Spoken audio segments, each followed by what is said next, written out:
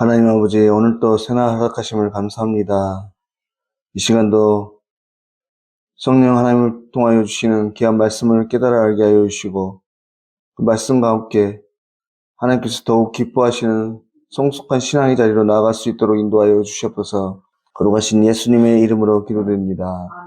아멘. 찬송가 321장 하나님께 찬양드리겠습니다. 날 대속하신 예수께 내 생명 모두 드리니 늘 진실하게 하소서. 내 구주 예수여, 나 구주 위에 살리라. 내 기쁨 한량 없으리. 내 갈 길이 인도하소서.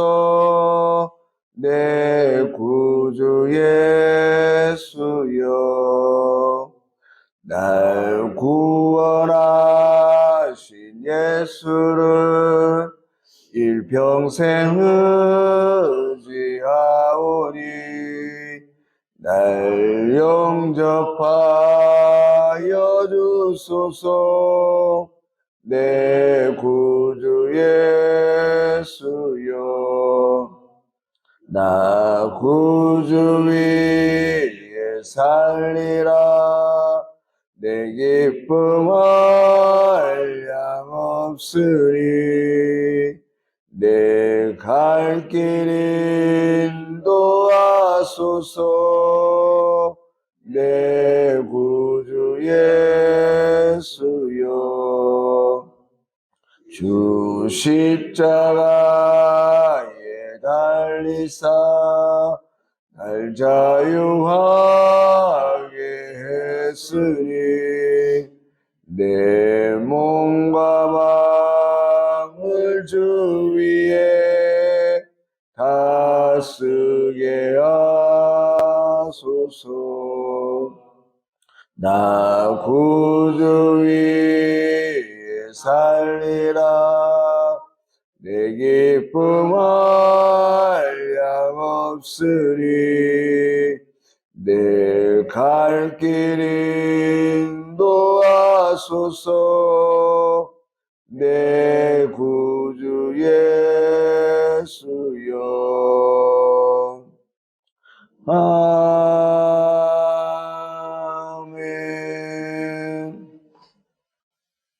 하나님 말씀은 잠언 15장 8절부터 11절까지입니다. 한 절씩 교독하시겠습니다.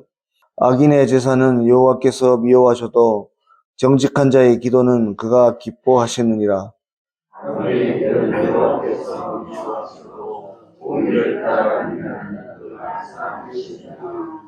도를 배반하는 자는 엄한 징계를 받을 것이요 견책을 싫어하는 자는 죽을 것이니라. 수월과 아바단도 여호와의 앞에 드러나거든 하물며 사람의 마음이리요. 아멘. 오늘 말씀에서도 계속해서 하나님께서 기뻐하시고 사랑하시는 일과 또 미워하시는 일에 대해서 구분하고 교훈을 주고 계십니다. 먼저 8절에서는 악인의 제사는 미워하셔도 정직한 자의 기도는 기뻐하신다고 했고, 9절에서도 악인의 길은 여호와께서도 미워하셔도 공의를 따라가는 자는 그가 사랑하시느니라 이렇게 말씀합니다.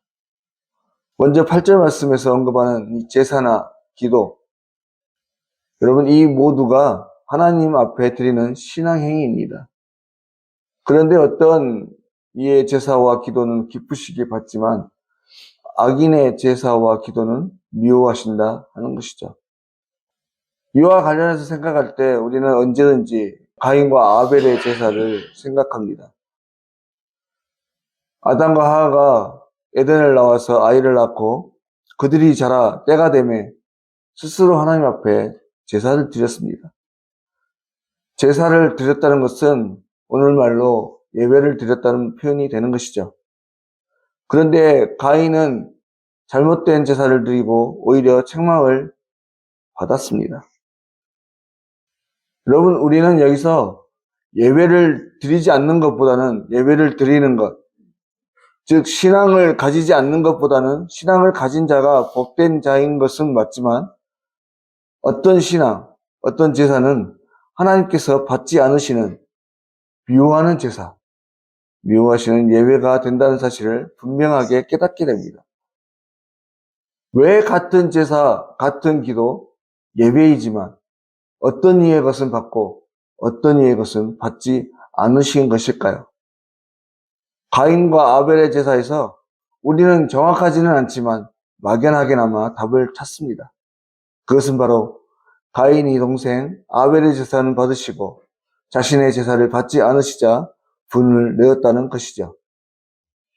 여러분, 성경에 왜 하나님께서 가인의 제사를 받지 않으셨는지 그 이유에 대해서는 말씀하시지 않습니다. 그래서 그 이유에 대해서 정확하게 알 수는 없지요. 하지만 그가 분을 내었다는 그 자체만으로도 가인이 얼마나 진심이 담긴 정성을 담은 제사를 드렸는가, 또 그렇지 못한 제사였는가에 대해서 우리는 짐작할 수가 있습니다. 다시 말해서 진심이 담기지 않은 행위, 형식적인 또 가식적인 겉으로만 그럴싸하게 보이는 제사를 드렸다는 것입니다. 신약시대에 유대인들에게 있었던 고르반, 드림이 되었다고만 하면 자신의 의무를 다한 것이라고 여겼던 이 어리석은 행위들과 같은 것입니다. 여러분, 이러한 행위들은 겉으로만, 형식으로만 보여주기식의 이런 모습들, 그것이 무엇이든 상대방을 기만하는 행위가 되는 것입니다. 우리가 흔히 척이라고 하는 말을 사용하죠. 상대방의 눈을 속이기 위해서 실제로는 그렇게 하지 않으면서 겉으로만 하는 그런 행위들, 또 나의 유익을 위해 남을 속이기 위한 행위들, 이것을 우리는 척이라고 말을 합니다. 이러한 행위들에 대해서 보통의 사람들도 마찬가지지만 엄청나게 기분이 좋지 않습니다. 마찬가지로 오늘 우리가 읽은 본문의 말씀에서 하나님께서도 이것을 미워하신다고 말씀하고 계시죠. 오늘 우리가 읽은 말씀에서는 정제된 표현으로 미워하신다 이렇게 번역하지만 공동번역 성경을 보시면 역겨워하신다 이렇게 표현하고 있습니다. 또한 히브리어 원어에서도 보시면 토에바라고 해서 혐오스러운 것, 가증스러운 것, 이런 표현을 사용하고 있죠. 여러분, 다른 사람 앞에서 척하는 것, 여러분, 이것은 좋은 면에서는, 그러니까 선한 의도를 가진 이 척이라고 하는 것은 상대방을 위로하는 행위가 되기도 합니다. 하지만 악한 의도의 척은 상대방을 멸시하는 참으로 교만한 행위가 아닐 수가 없는 것이죠. 예컨대 우리가 광고 같은 데서 보면 암에 걸린 친구가 항암 치료를 하다 보니 머리가 너무나 빠져서 함께 위로하는 차원에서 자신의 머리를 밀어주는 그런 모습들을 볼 수 있습니다. 이것은 진심으로 친구에게 힘이 되는 그런 위로의 행위가 되는 것입니다. 하지만 학생이 부모나 선생님을 속이기 위해서 책 속에 또 다른 것, 만화책이나 핸드폰을 숨겨놓고 실제로는 딴짓을 하고 있으면서 공부를 하는 척 하는 것, 그것은 참으로 좋지 않은 행위가 되는 것이죠. 또한 겉으로만 보이는 이러한 가식적인 행위에 대해서 신약 성경에서도 보면 우리 예수님께서도 외식이라는 단어를 사용하시면서 당시 스스로 어렵다고 여겼던 바리새인이나 서기관들을 호되게 비판하시기도 하는 것을 우리는 볼 수 있습니다. 이 외식이라는 헬라어 원어는 히포크리테스라는 단어를 사용하고 있는데 대답하는 자, 사칭하는 자, 위선자 이런 뜻을 가지고 있습니다. 이 단어는 고대에서는 주로 연극 같은 데서 해설을 하거나 설명을 하는 사람들에게 사용되었던 단어이고 후에는 말과 행동으로서 연기하는 사람, 즉 배우를 나타내는 말이 되었습니다. 이 말은 본래 고대 헬라어에서는 전혀 부정적인 말로 쓰이지는 않았습니다. 단순히 연기하는 자를 의미했죠. 그런데 헬라어 구약 성경에서 하나님을 경외하는 모습과는 반대되는 악을 나타내는 말로 사용되고 있습니다. 바로 그 속을 숨기고 모든 것을 알고 계시는 하나님 앞에 자신의 불경건한 마음, 즉 두 마음을 가진 악한 모습을 숨기는 것으로 사용되고 있었죠. 사랑하는 여러분, 오늘 말씀에서 말하는 이 악한 악인의 길, 여러분 이것은 모든 것을 다 보고 계시고 알고 계시는 하나님 앞에 참으로 어리석은 무지한 행위입니다.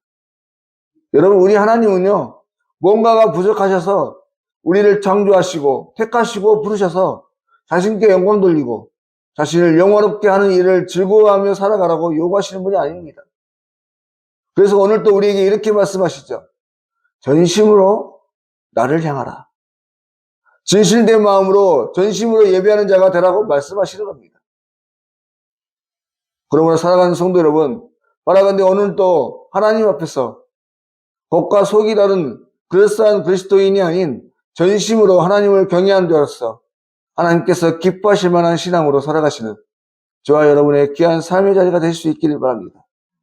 그리하여 오늘 또 우리를 창조하신 우리의 존재의 이유와 목적, 우리로 하여금 이 하루의 삶의 자리를 살아가게 하신 진정한 하나님의 뜻을 이루어지는, 이를 위해서 전심으로 하나님께 영광 돌리고 하나님을 영화롭게 하는 일을 즐거워하는 참으로 복된 하루가 되실 수 있기를 주의 이름으로 간절히 소망합니다. 기도드리겠습니다. 하나님 아버지, 오늘 또 주님이 기뻐하실 만한 귀하고 복된 하루의 삶을 되기를 소망합니다. 모든 것을 다 알고 보고 계시는 하나님 앞에 인위적이고 가식적인 신앙이 아닌 전심으로 주님을 향하는 진실된 신앙으로 하나님께 하듯 우리의 이웃들에게도 하나님의 선하심을 나타내고 흘려보내는 신실한 그리스도인들이 될 수 있도록 인도하여 주시옵소서. 모든 것 걸어가신 예수님의 이름으로 기도드립니다. 아멘. 하늘에 계신 우리 아버지, 아버지의 이름을 거룩하게 하시며 아버지의 나라가 오게 하시며 아버지의 뜻이 하늘에서와 같이 땅에서도 이루어지게 하소서. 오늘 우리에게 일용할 양식을 주시고 우리가 우리에게 잘못한 사람을 용서하여 준 것 같이 우리 죄를 용서하여 주시고 우리를 시험에 빠지지 않게 하시고 악에서 구하소서. 나라와 권능과 영광이 영원히 아버지의 것입니다. 아멘.